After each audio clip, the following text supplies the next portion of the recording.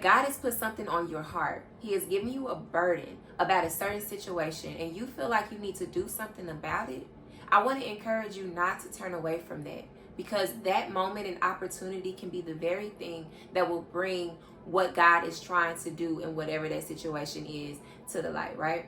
So I want to talk to you about Nehemiah. If you have not read the story of Nehemiah, I encourage you to go and read the entire book, okay? In the Bible, of course. And so this is what happened to him. He was talking to his brother and somebody else about the state of Jerusalem, and he asked how was everything going, and they let him know that they're not doing good. They let him know that the walls was torn down, broken, fire had taken them down, and all this stuff, and they're really in great despair and all this stuff. Nehemiah felt so grieved because of this situation that it caused him to fast and pray for a few days, right? And so what Nehemiah did was he took action first in spiritually. He fasted and he prayed, right? He wanted God to help them. He also acknowledged and repented on the behalf of his people, right? He knew that they had sinned. He knew he repented for himself as well. They had sinned against God, and God had already said that this is what was going to happen. But he put God in remembrance of his word, and he said that you said, Lord, that if we repent and we come back to you, that you will bring us back here. You know, he said, listen to my prayer, Lord. So by the end of Nehemiah's prayer, he already knew what he needed to do. And so he asked God for favor with the king. And so I just want to pause there for a second, because how many times do you hear about something and you're like, oh, dang, that's crazy. Oh my gosh, I'm so sorry to hear that. Like, oh my gosh, is there anything I can do? You know, but then there are other times where it's like, no, you feel a burning desire and you're like, I can't just stand by and just watch this happen. Like, I feel like I am inclined to do something. Like, I gotta be able to do something. But then you feel the pressure of how big it is. And it's like, you know, I just don't have enough resources. I just don't have enough knowledge to help this situation. But I really feel like I'm supposed to help. Just like Nehemiah did. He fasted and he prayed. He went back to God, and he was able to identify what it is that he needed to do. He did not have the full picture of how this was going to play out, but he took that first step and he went to God first, right? So I want to encourage you today that if God has put something on your heart to do, don't think that it's too big, that you can't do anything or you can't make a difference. You can. But it's going to require you to go back to God and allow him to help you the way that you need to be helped. All right? So, moving forward, Nehemiah was in the king's palace, right? He was a cupbearer, so he already had access to the king, which is how he knew, okay, well, God, this is how you can help me. Give me favor with the king. And so at the opportune time when he was there, the king noticed that Nehemiah looked sad, and he basically confronted him. He was like, what's going on? You don't look sick, but you look sad. What's going on? And so Nehemiah was frightened by this, because one, you could not be in the presence of a king and be looking all sad and all that stuff. Like, that was a no-no. You was gonna get sliced. You was gonna get killed or whatever. But he knew that this wasn't normal for Nehemiah. He genuinely wanted to know what was going on. And so Nehemiah told him what was going on. He was like, how can I be happy when my people of my ancestors are over there going through all of this, the wall and all that stuff? And so the king wanted to know, the king wanted to know, well, how can I help you? Right?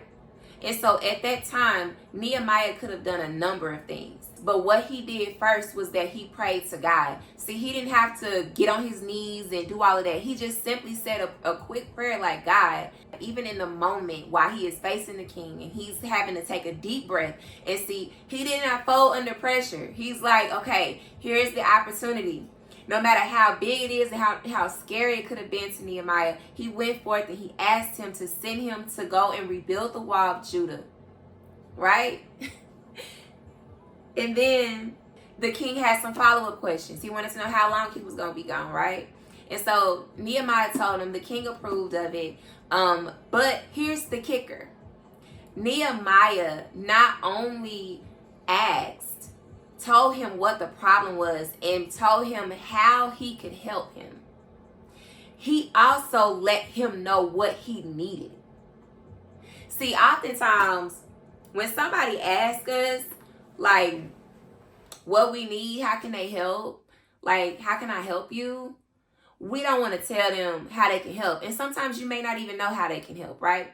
But see, I want to say, don't allow your pride to come in the way of somebody helping you, because they could be the key to unlocking what God is trying to do for the situation that he has put on your heart to help, right?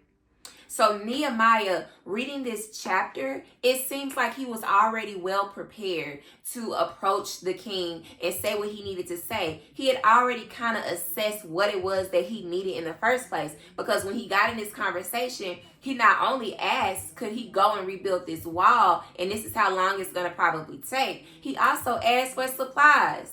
He was like, can you write me some letters? Because he knew there were some people that were not going to let him pass through.